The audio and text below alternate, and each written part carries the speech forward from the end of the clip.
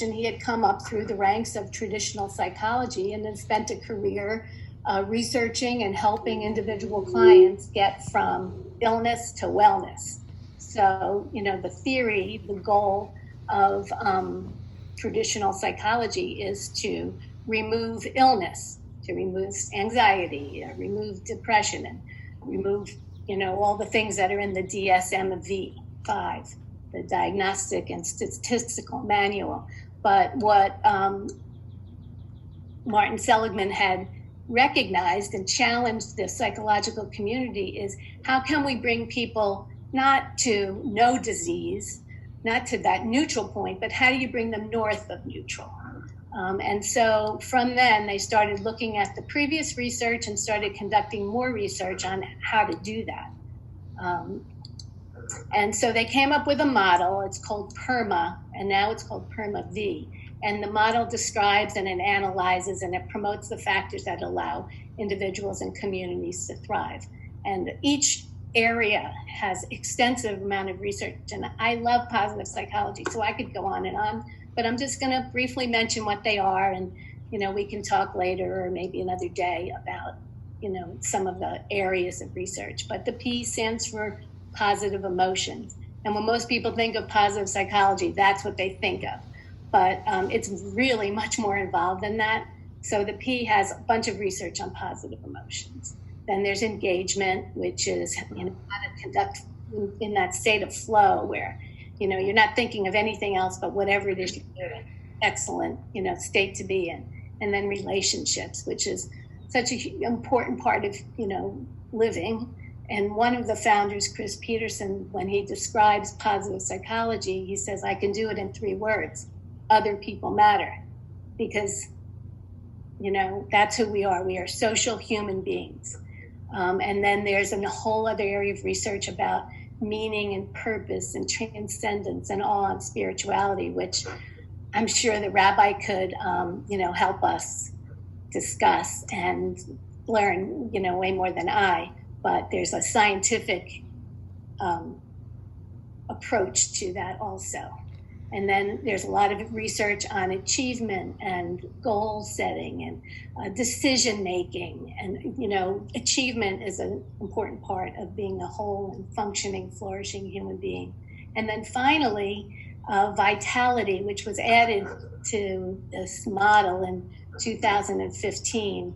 And vitality includes sleep research and nutrition and exercise, and there's psychosomatic research, and then there's somatic psychic research. So it talks about how the mind affects the body and how the body affects the mind. So in a nutshell, that's what PERMA-V is, and that's what positive psychology seeks to research. The research started in 1965, not for positive psychology, but in general, because they were looking at what causes helplessness or depression in people. And unfortunately, back then, they were doing experiments on dogs, on animals, and shocking them, keeping them in boxes and shocking them and seeing what would they do. And as it turned out, 2/3 of them stopped even trying to remove themselves from that condition. And they called that learned helplessness. 1/3 of them continued to try to get themselves out of that condition. And that's more of resilience. And it dawned on them, this is just the foundation that if animals can be resilient or animals can learn helplessness, we can also learn to have higher levels of well-being. So the research on how much you can change is kind of interesting. They did studies in 2005 with 2,000 twins who were separated at birth. And this is where the statistics and the research, is solid, and I can give it to you later, but suffice to say, since we only have a few minutes, they did this research on 2,000 twins separated at birth. And they found that people have a set point of well-being or of life satisfaction. There's a lot of different names and different assessments for how you want to measure how great you feel or how well you feel about your life. So they found that 50% of people's life satisfaction is based on their genetic makeup. And so we all have some baseline. And that 10% of your happiness, let's call it today, is based on events that happen in your life. You get married, you're a little happier. You have a fight, you're a little less happy. You get into college, you're happy. But in general, even death and divorce, people get back to their set point, more or less. But what they found out is with these twins that there's 40% of this wellness pie that you can actually change, dial up a little bit if you use certain techniques that are appropriate for whatever situation you're in. And so it's that 40% of life satisfaction that positive psychology seeks to leverage.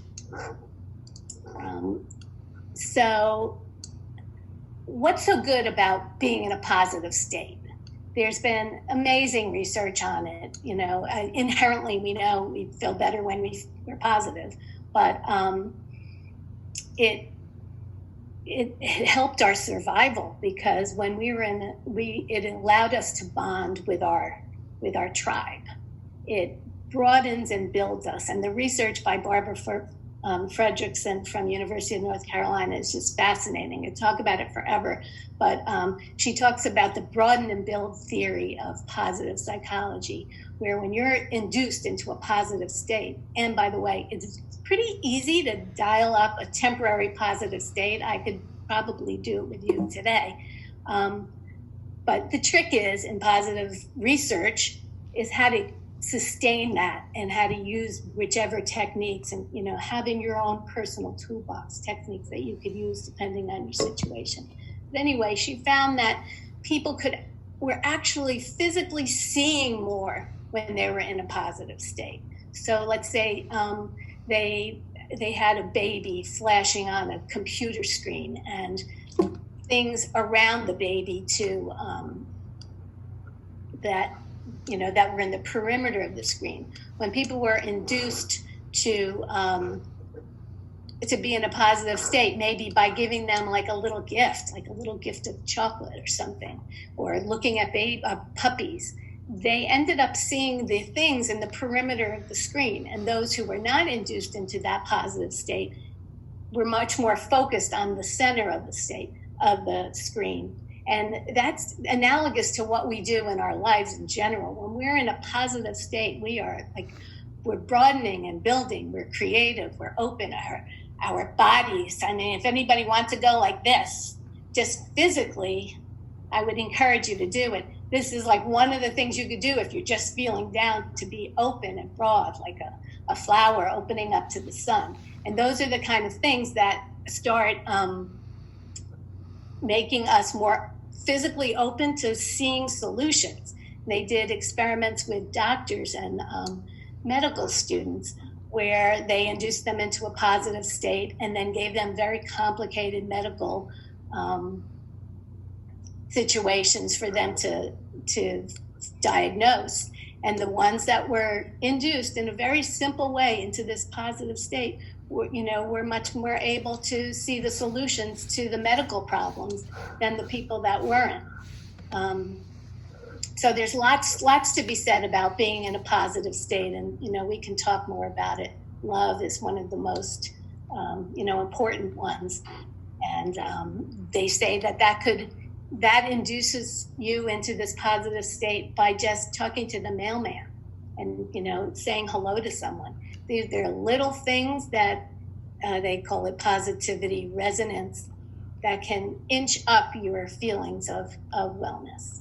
But positive psychology isn't really only about talking about all the positive things.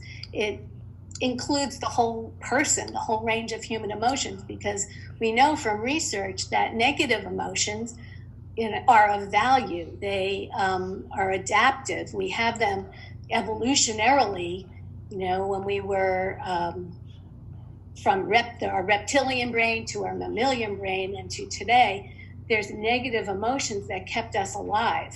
We needed to be aware of that saber-toothed tiger and run away. So our fight and flight reflexes, which cause a whole host of, autonomic nervous system functions and hormones to be released to keep us alive. And today, those negative functions are very important, especially for people who are doing jobs like lawyers, where critical thinking and focused thinking and picking apart what could happen if, the worst case scenario happened. So there's lots of research on how negative emotions are important, and the point is so you don't get stuck in that negative emotion. It's a balance between your positive and your negative emotions, and how to use your negative emotions to move you in a solution-focused way.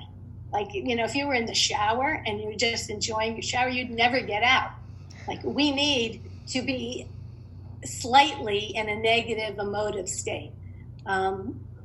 So positive psychology is really about the whole person. And I talked about that you need to be balanced. And so today we're going to just briefly talk about why we fetch. Like, what is it? If we know that it feels good to be, so positive, what is it about fetching that causes us to go down that road? And I invite anybody, do we have time, Rabbi, or should I just quickly move through this? You could do it later on, during the luncheon, learn. Yeah, okay. So anyway. Yeah, I think we'll look for back and forth after the service is done. You can stick around. Exactly. Right. So, like, just briefly, why do we fetch? I think part of it is an evolutionary reason, that it's a plea for help. You're reaching out to your tribe and asking them, to help you. But also our brain, there's an evolutionary neuroscience, and our brain has an extreme negativity bias. And it's so fascinating. We see way more negative things than we see positive things. They had studies where a boss would give an employee 5 compliments and 1 criticism. And what do you think the person was focused on at the end of that meeting? The criticism. Right? We have a negative bias in our language. They did a test of the lexicon of the English language. There's 40,000 words that tell us what's wrong with us, and 4,000 words that tell us what's right with us. Right? And it's not that just the word, like our brains say the words, it's the words tell something to our brains too. And then all the fight and flight and the cortisol and all those things are affecting us in both ways. And there was another interesting study that they did at Penn State, where they asked students to write for 2 minutes any emotion words that they had. And they did a study over and over again all over the world. And what they found was there was 50% of the words were negative. 30% of the words that people could come up with, emotion words, were positive, and 20% were neutral. So we're, our brain evolutionarily is looking for that saber-toothed tiger, and back then, if you didn't see it, you were dead. If you were exiled and you weren't bonding with your tribe, you were helpless, and it was life or death. So we have good reasons for fetching, and we have ways, though, to get around it, I suppose. On some level, it feels good, right? To vent a little bit and to, let out your feelings. And as I was researching all this, I journal all the time. And, I used to journal constantly about everything that was wrong in the day. Now I'm doing gratitude journals, but I also fetch a little bit in my journals. But I realized that why did it make me feel so much better? As soon as I wrote it down, it was pretty much gone, and I would process it. but it's that processing that we have to focus on. And it's the idea that sometimes we get stuck in the non-solution focused fetching. And the bonding of it is actual, but it doesn't last as long as other techniques.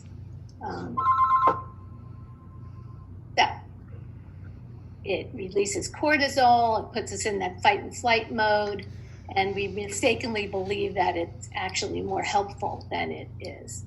The other really interesting study, probably if anybody's studied psychology at all, is the study about how important relationships are.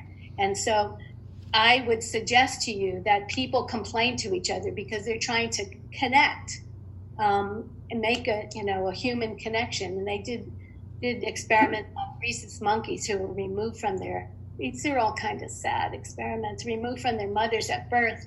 And they had, a mother monkey that had a fake monkey face covered in a soft, cushy towel, and then a monkey that was just a mother monkey, that fake face, and a wire mesh with a bottle for food. And it turned out that the monkeys would just want to be with the cuddly relationship mom, not the one that would give them food. And, they basically could starve to death, which suggests how important it is that we connect to people. And we're trying to do it in lots of different ways. And we know that 4 of the chemicals, the happy chemicals, the hormones that come from our brain, 2 of them, oxytocin and dopamine, are directly from relationships. So fetching can be adaptive. Sometimes you have to notice what's wrong in order to solve a problem. And one of the definitions of emotional intelligence is noticing, naming, and then navigating your emotion. So what happens sometimes is that we're not really noticing it. And once you become aware of what you're saying, you might say, oh, this is, I'm feeling frustrated, I'm feeling nervous, I'm worried. And there are a bunch of techniques to handle that stuff. And the other part of fetching that makes it way more detrimental than we think is that it's worse on the kvetchee. That's my lawyer term. Kvetcher and kvetchee, the person who's listening to it.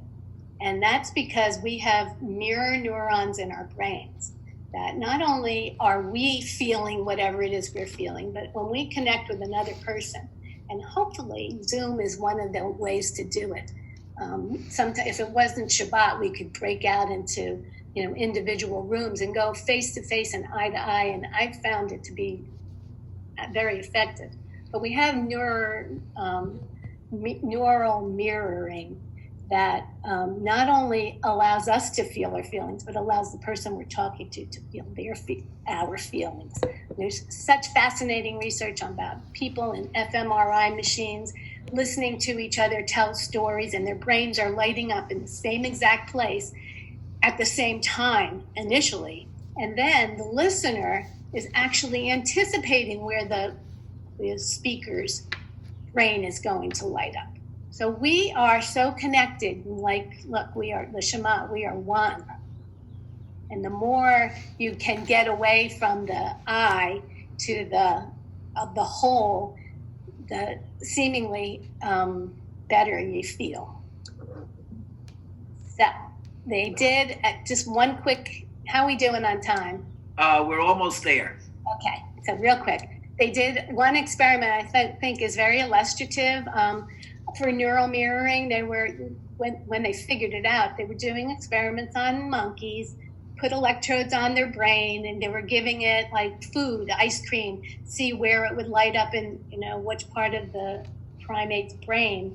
The researchers left the electrodes on the animal, left, had lunch, came back eating their own ice cream, and they noticed that the monkey's brain was lighting up as if it himself was eating the ice cream. So we're complaining to someone. What are we doing to the person we're complaining to, let alone to ourselves? And there's lots of good research on clustering people, happy people and sad people, and different groups of people end up clustering together and having effects on each other. But there's one quick study I want to mention, and then back to you, Rabbi. It was study out of University of North Carolina and Miami. And it was the griping study, I'll call it. And they asked college students to take weekly surveys and for a couple of months, and they asked them all about their well-being, their overall mood, their healthy habits, their sleep, their exercise, their food, their fat intake, their relationships, their outlook on life. And they just asked some students to write down 5 mundane events that happened to them. I was going home, I did X, Y, and Z. Now, neutral events in their journals. And then they asked some students to write down 5 hassles or annoyances, AKA fetches. Just 5 over this, I think it was a 10-week period. And it turned out that just by that experience of writing down 5 things, having to focus on 5 things versus not focusing on them, the non-fetchers ended up exercising more, 45 minutes per week. But interestingly, there was a third group, and that third group had amazing results. And I'm going to talk about those results when we get back. Thank you, Robin. That's great. I appreciate that. Is so lovely.